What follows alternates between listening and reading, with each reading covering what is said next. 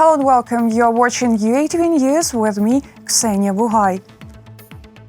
First, this hour, President of Ukraine voiced the second question that will be asked during the announced all-Ukrainian poll on local elections on October 25th. It concerns the creation of a free economic zone in Donbas.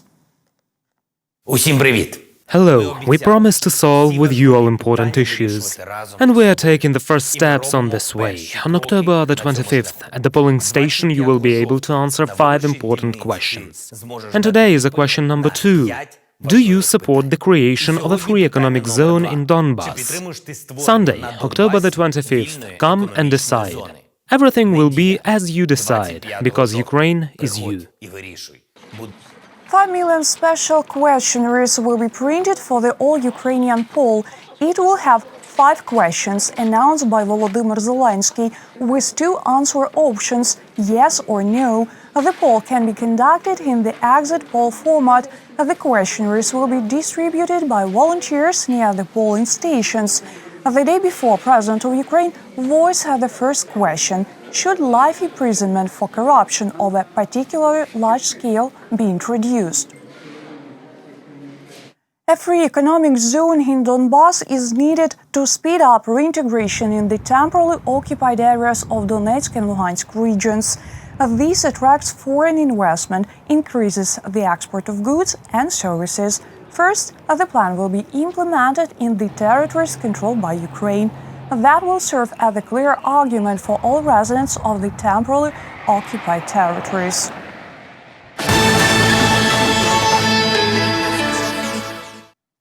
Up next, the self-proclaimed authorities of the unrecognized Republic of Nagorno-Karabakh are gathering irregular armed formations among the local residents.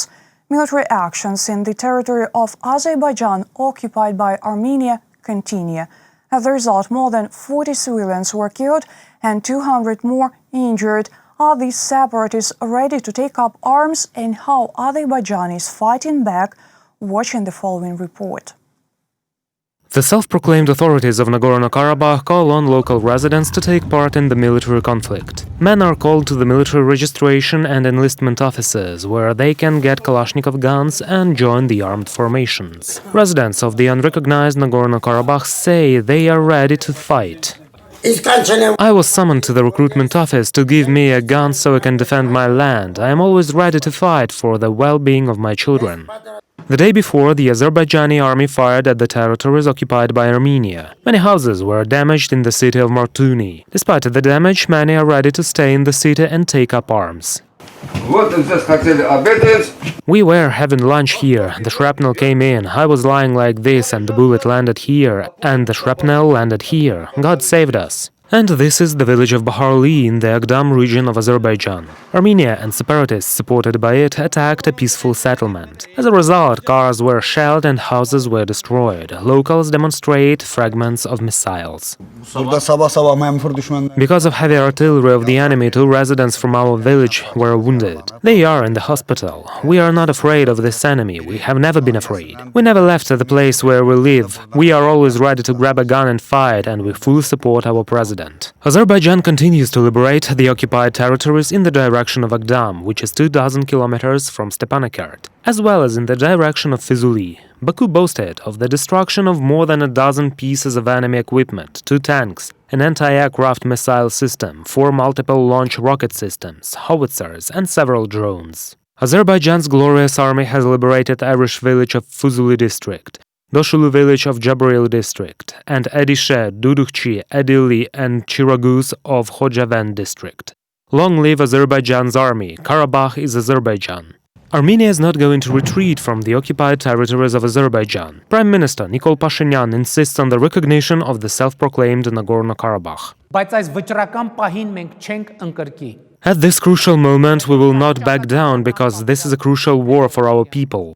In this situation, the Armenian people have only one thing to do: unite, mobilize all the potential we have, halt the enemy with a decisive blow and achieve a final victory. That is, the final settlement of the Nagorno-Karabakh conflict, the recognition of the right of the Nagorno-Karabakh people to self-determination. As a result of the aggravation of the Nagorno-Karabakh conflict, according to the General Prosecutor's Office of Azerbaijan, 42 civilians were killed and more than 200 injured. Almost 1,500 houses were destroyed. Reported by Vadim Kramer, Roman Smolar, UATV News. They perish saving lives on the battlefield. Each day, military medics help dozens of soldiers. Severodonetsk Military Hospital provides aid to not only servicemen but locals as well. Over the years, since the beginning of armed clashes in Luhansk region, more than 7 dozen military doctors, assistants and nurses have become victims of the conflict. A monument to honor them was unveiled at the territory of the hospital. Our correspondents will tell you more. In 2014, the Severodonetsk Military Hospital dealt with more than 100 wounded servicemen daily. At present, the figure is much lower. Not only military men, but local residents as well undergo treatment here. As usually, Dr. Ivan Stetsenko examines his patients in the endoscopy room. I wanted to help our country somehow, to do anything I could. I've been studying medicine for 6 years. I know how to treat people, therefore decided it's necessary to work here. They say men are always kids. And here we have some kind of toys, gadgets, screens. One like to play. Besides, the profession is interesting itself. Once you notice some pathology, you think what to do with it. Ivan's been working a military doctor for 3 years. He graduated from a medical university in Vinnytsia and in 2014 entered a military medical academy. The Severodonetsk Military Hospital became a kind of a second home for him. Surgeon Vitaly Hutsal works at the bandaging room. He's receiving a patient after surgery. I'm grateful to doctors. They've been very effective and quick. Vitaly has been working military doctor for only a year. However, he has already performed more than 300 surgeries. A military doctor was brought to us once. He was unconscious, not breathing. The pulse was absent. He was taken to emergency room at once. We've been resuscitating him for 40 minutes, an hour. There was no hope that he survives. However, his heart then started beating. 73 military doctors have been killed in action in Luhansk region since 2014. To honor them, a monument was installed on the territory of Severodonetsk Military Hospital. Reported by Vadim Kramer, UATV News. War and love with a dash of humor. A new Ukrainian movie, Khadjibey Fortress, will be released internationally. The preparation and shooting took more than 2 years and involved actors from Ukraine, Georgia and Turkey. Interesting fact, the characters' looks have been developed by authors of the costumes for the Magnificent Century TV series. More details in the following report. Georgian actors' Turkish costumes shot in Ukraine. A new movie, Khadjibey Fortress, is now in cinemas. It's the first movie made by Ukraine, Georgia and Turkey all together. For the first time, a Ukrainian movie is released on big screen worldwide. It's not an accident, it was planned. I spoke with producers and insist that real Georgians and real Turks played in the movie. All this brought to unexpected results. The action takes place in times of Russian Empress Catherine the Great, when the city of Odessa was founded. It's a story about Cossack Andriy, who has to deliver some important information to Istanbul. To do this, he must save father of his beloved Fatima from prison.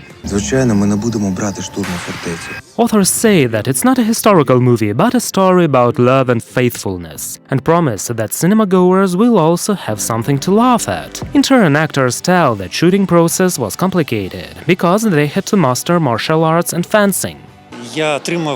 I mastered new skills, namely horse riding and fencing too. Meanwhile, actor Irakli Maruashvili from Georgia has even learned Ukrainian. This was my first role in Ukrainian. It was also a challenge for me and I think I've done well. It was a great honor for me and responsibility, a Georgian playing in Ukrainian language. It is at least show of respect to Ukraine. Khadjibey Fortress was shot in a couple of weeks, however, the preparation lasted 2.5 years. Shooting took place at the Odessa Film Studio in Bilgorod-Dnistrovsky as well as in Shabo village in Odessa region. The movie budget is almost $1 million. Half of the sum was allocated by State Film Agency of Ukraine, the second half was provided by Odessa Film Studio and investors from Georgia and Turkey. The movie would be shown in these countries as well. Reported by Vadim Kramer, UATV News. Modern knights met to an old Cossack battle in the Dnipro island of Khortytsia. They competed for the Ukrainian Cup in the spectacular match. Our correspondent saw who turned out to be stronger. Grey skies and drizzling rain are not a problem for real Cossacks. They start fighting with a naked torso. But the main thing they joke here, not forgetting to put on the traditional pants. Fighting called lava on lava is a traditional Cossack battle in which two teams of 25 people fight. Certainly, the Cossacks, as the Zaporizhia was in general the quintessence of the development of our national martial arts, the center of training and our tradition, constantly practiced martial arts. Before gathering in a massive duel, a compulsory warm-up is present.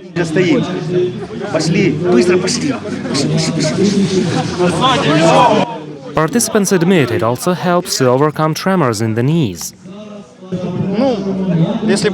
Well, if you look at the opponents, look at us, and look at them, we are scared. Before the fight, the participants are reminded of the rules not to punch in the face and below the waist, only in the torso, but the main task is to push the enemy's lava beyond the line.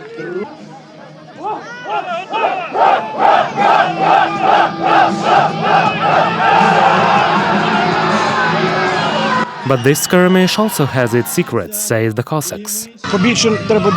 We need to think more. You see people in the heat of the battle, and they stop seeing that they are one team. They are divided into separate fights. It's bad. While there is a pause between fights, Cossacks stand into lava.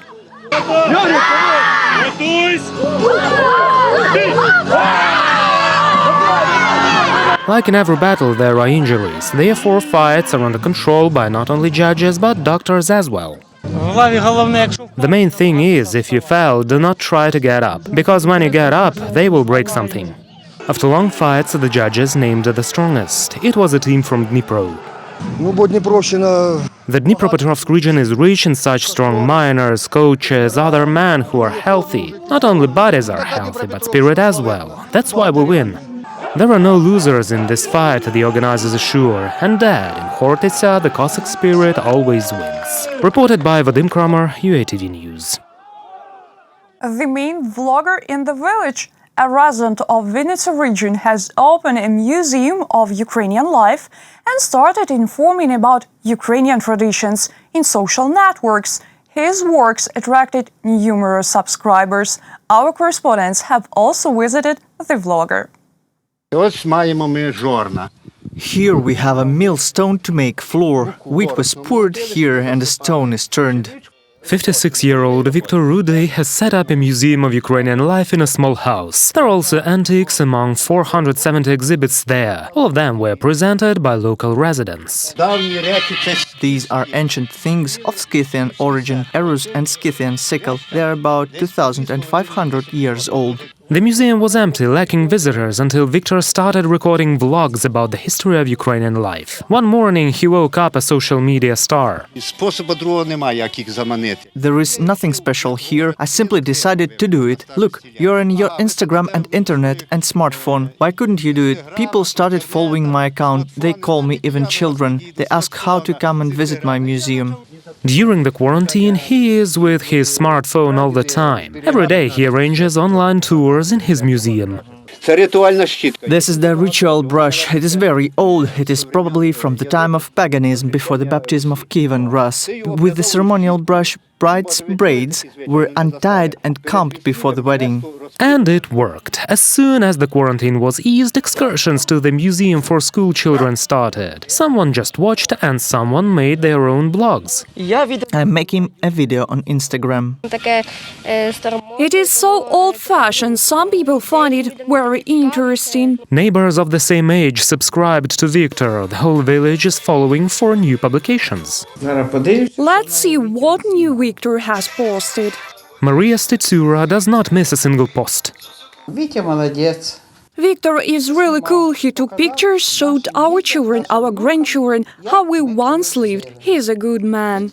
In 6 months, Victor has mastered 2 social networks. I've registered on Facebook. Well, lately I registered on Instagram. Reading comments, he understands what is interesting to his audience. I'm looking who's watching my posts, who leaves comments about me. Very interesting, especially when comments are written. All online and offline excursions are free. In the meantime, Victor plans to expand the content and master other popular social networks. Reported by Vadim Kramer, UATV News. That was our final story this hour. Thank you for watching. Stay tuned. More updates on our official website, YouTube, Facebook and Twitter pages.